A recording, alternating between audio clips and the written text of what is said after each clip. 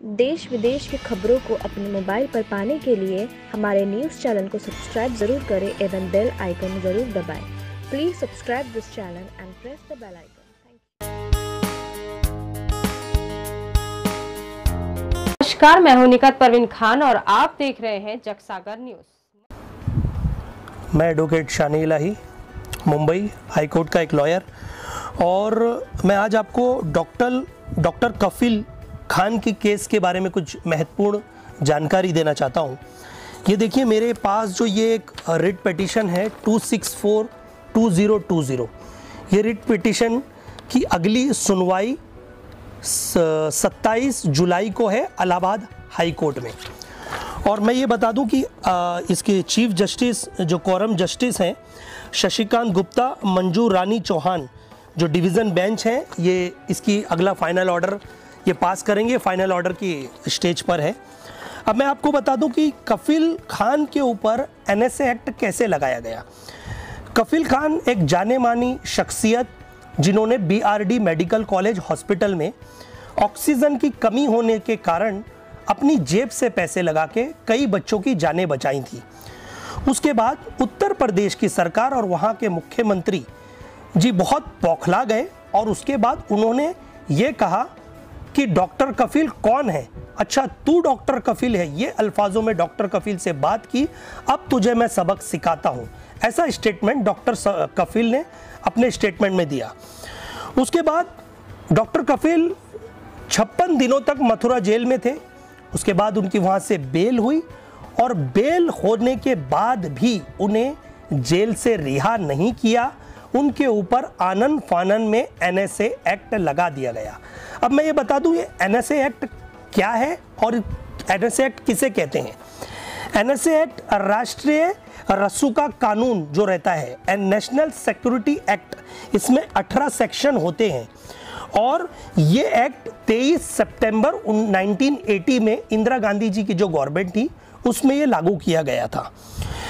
इसका प्रिवेंशन जो डिटेंशन रहता है वो नॉर्मली 10 से 12 दिनों का रहता है, जब तक सरकार को ये लगता है कि ये सस्पेक्ट है, और अगर सरकार पूरी तरह से एक अपने एविडेंस कोर्ट में नहीं फाइल करती तो बंदे को रिलीज कर दिया जाता है। लेकिन अगर सरकार को ये लगता है ये संगीन है, देश में ऐसे गतिविधियों को चलते तहत नुकसान पहुंचा सकता है, तो इसमें 12 महीने का डिटेंशन चाहे तो सरकार बढ़ा देती है।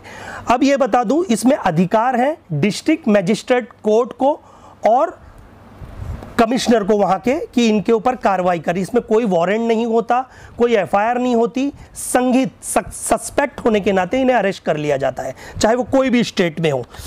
उसके बाद ये मैं बता दूं, इसे सेंट्रल गवर्नमेंट के पास अधिकार होता है, स्टेट गवर्नमेंट के पास अधिकार होता है और डिस्ट्रिक्ट मजिस्ट्रेट के पास इसका अधिकार होता है।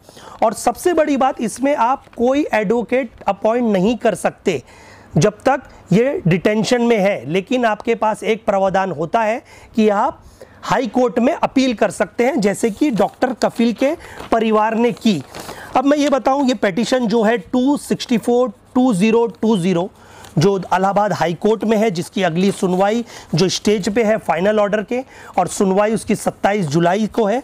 और मैं ये चाहता हूँ सभी भारत के देशवासियों पे, अगर NSA एक्ट डॉक्टर कफील खान के ऊपर लग सकता है, जो एक पेशे से डॉक्टर है जिसने कई मरीजों की जानें बचाई, जहां पर बाढ़ पीड़ित एरिया हो, जहां पर बच्चों की जान बचाने का विषय हो या गंभीर बीमारी फैलने का विषय हो, डॉक्टर कफील वहां पे हाजिर रहते हैं, फ्री ऑफ चार्ज में बच्चों की मदद की।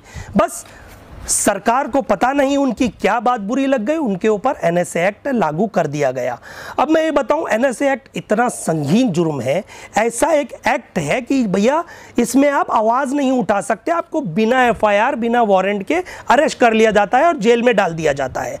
अब मैं ये कहना चाहता हूँ, हाल ही में आपने दिल्ली के दंगे देखे, ऐसा मैं नहीं कह रहा हूँ, दिल्ली माइनॉरिटी कमीशन की एक रिपोर्ट आई, उसमें ये क्लियर कट कहा गया है कि दिल्ली में जो दंगे हुए उसे भड़काने में कपिल मिश्रा का हाथ है, उसे भड़काने में अनुराग ठाकुर का हाथ है, प्रवेश वर्मा का हाथ है, रागिनी तिवारी का हाथ है, कपिल गुज्जर का हाथ है, या गोपाल नामक जिसे सरकार ने और वहां दिल्ली पुलिस ने नाबालिग करार दे दिया उसका हाथ है।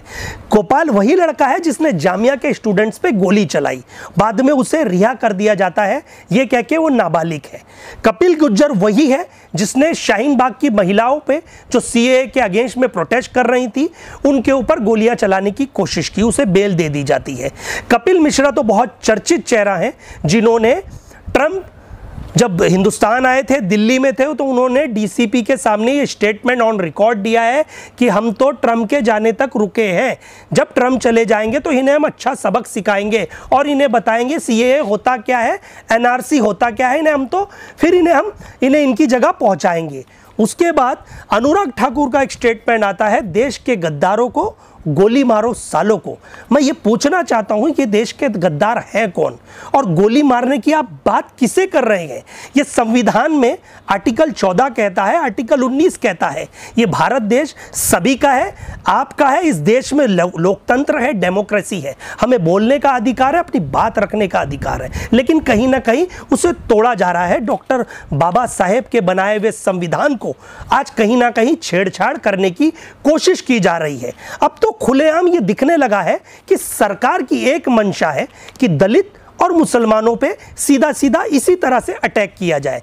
हाल ही में आपने देखा जिन्होंने सीएए का प्रोटेस्ट किया, सीएए के अगेंस्ट में प्रोटेस्ट किया, जामिया के स्टूडेंट्स हो या अलीगढ़ मुस्लिम यूनिवर्सिटी के स्टूडेंट्स हो, उनके ऊपर अनलॉफुल एक्टिविटी प्रिवेंशन एक्ट लगा के जेलों में डाल दीजिए गया।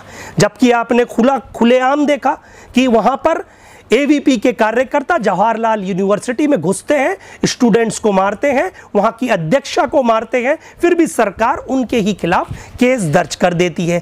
अब सबसे महत्वपूर्ण बात बताना चाहता हूं, सस्पेंडेड डीएसपी जम्मू कश्मीर देविंदर सिंह, जिसे दिल्ली पुलिस ने बेल दे दी गई क्योंकि दिल्ली पुलिस फेल हो गई चार्जशीट फाइल करने में। 3 महीने का वक्त रहता है चार्जशीट फाइल करने में, लेकिन दिल्ली पुलिस हो सकता है यूएपीए और सीए एनआरसी में बहुत बिजी थी जो वो चार्जशीट फाइल नहीं कर सकी। लेकिन उसके बाद देविंदर सिंह वो आरोपी थे जिन्हें संदिग्ध आरोप में पकड़ा गया था, जिन्होंने आतंकवादियों को खुलेआम मदद की, हथियार मुहैया कराए। रिकॉर्ड है, आप पढ़ सकते हो, टाइम्स की रिपोर्ट है, उसमें बताया गया है। तो मैं सरकार से ये पूछना चाहता हूं, एक डॉक्टर कफिल, एक पेशे से डॉक्टर जो गरीबों की मदद कर रहा है, बच्चों की जानें बचा रहा है, हाँ बस उसका कसूर यही है कि उसके नाम के आगे मुसलमान शब्द जुड़ा हुआ है।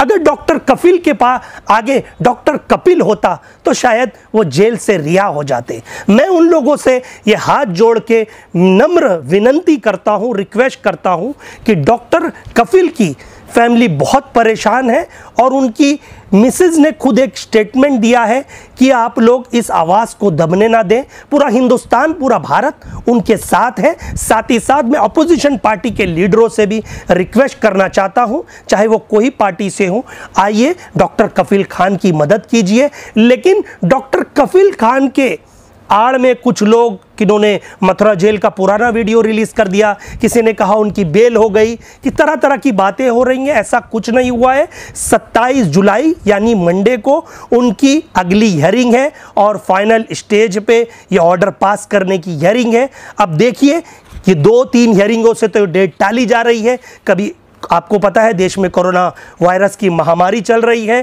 पूरा हिंदुस्तान नहीं पूरी दुनिया जूझ रही है। लेकिन हाल ही में लास्ट डेट में ये कहा गया कि पेंडेमिक की वजह से इलाहाबाद में कुछ कोर्ट में ऐसे पाए गए हैं जिन्हें कोरोना वायरस पॉजिटिव मिला है, इसलिए वहाँ पर केमिकल ये करना है, तरह तरह की बातें की गई। लेकिन मैं ये कहना चाहता हूँ कि क्या ये इतनी सी चीज़ों से एक बेकसूर आदमी को जेल के पीछे रखना आखिर कहाँ तक सही है?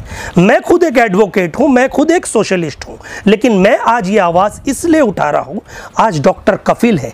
याद रख लिए, आज डॉक्टर कफिल है तो हो सकता है अगली बार ये आपकी बारी हो, या मेरी, या किसी और की, देशवासियों की। क्योंकि याद रखिए, जो देश की सरकार जब गूंगी बैरी हो चुकी होती है तो फिर वहां पर वो ऐसे ऐसे हुक्मरान कदम उठाती है।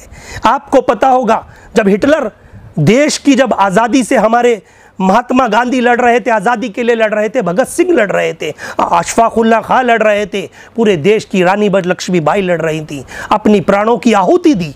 उस वक्त भी मैं ये कहना चाहता हूँ, जब वो नहीं डरे थे हिटलर की मनमानी से, वो लड़े, अपने प्राणों की आहुति और देश में तिरंगा फहराया, इस देश को आज़ादी दिलाई। तो आज डॉक्टर कफिल के लिए हम पूरे भारत देशवासी एक होके, चाहे वो कोई धर्म से ताल्लुकात रखते हो, वो हिंदू हो, मुसलमान हो, सिख हो, ईसाई हो, लेकिन डॉक्टर कफिल एक बेकसूर इंसान है। उनके परिवार की मदद कीजिए, चाहे वो अधिवक्ता हो कोर्ट के, चाहे वो कोई अदर एक्टिविस्ट हो, सोशलिस्ट हो, सोशल वर्कर हो, या जर्नलिज्म हो। मैं जर्नलिज्म करने वालों से भी हाथ जोड़ के रिक्वेस्ट है कि सही सही खबरें चलाएं। अगर एक बेकसूर को आप सलाखों के पीछे डालते हो तो याद रखिए, ये देश वो परिस्थिति में चला जाता है जो हिटलर अपनी हुक्मरानी करता था। लेकिन आज मैं ये कहना चाहता हूं, डॉक्टर कफिल को रिहा कराने के लिए सोशल मीडिया का प्रावधान है।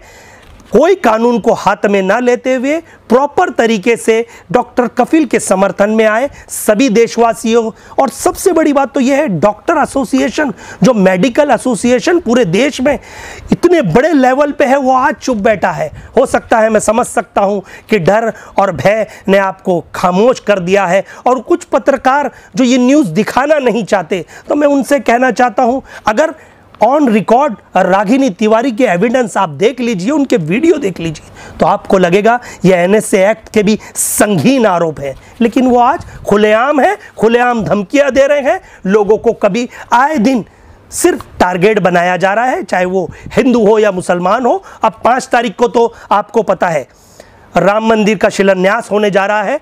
हम उस विषय पर कुछ नहीं कहना चाहेंगे, सरकार का विषय है। इस देश में हम जस्टिस को मानते हैं।